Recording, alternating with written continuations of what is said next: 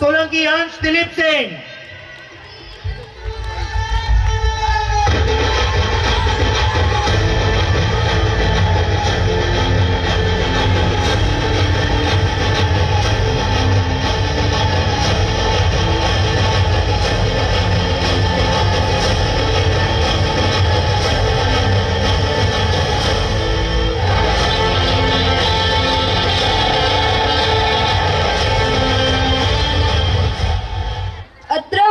બધાને મારા નમસ્કાર।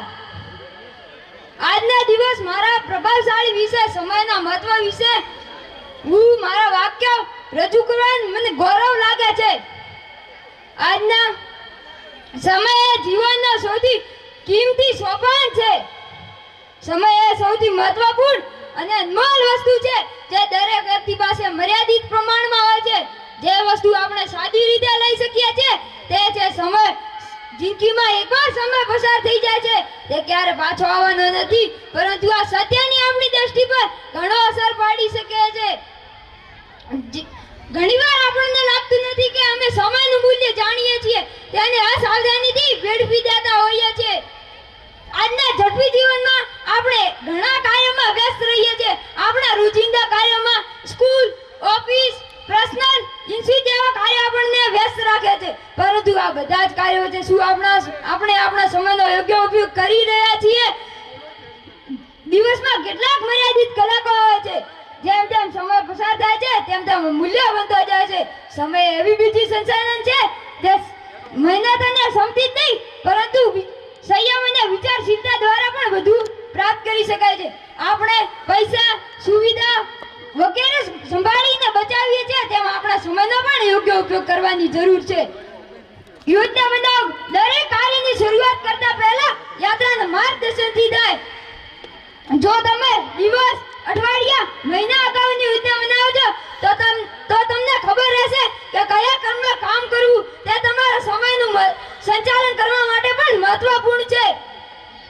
જીવનમાં આપણે ઘણીવાર એવા કાર્યમાં ફસાઈ જાય છો।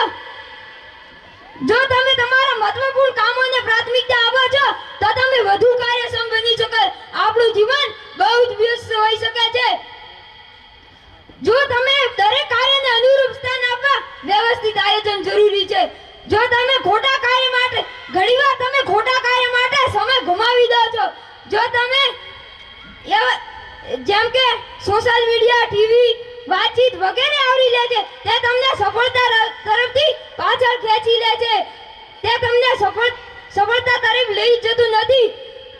મર્યાદા રાખો। જ્યારે તમે કોઈ કામ કરી રહ્યા હો, દરેક કાર્ય માટે એક નિશ્ચિત સમય મર્યાદા રાખો।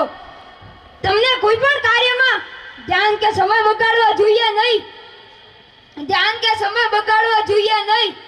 મર્યાદા રાખવાથી આપણે વધુ કાર્યક્ષમ બની શકીએ છીએ।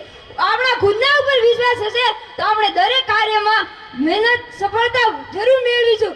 જો આપણે ખુદના ઉપર વિશ્વાસ ન હોય તો આપણે કંઈ પણ આપણી મહેનત વ્યર્થ જઈ શકે છે।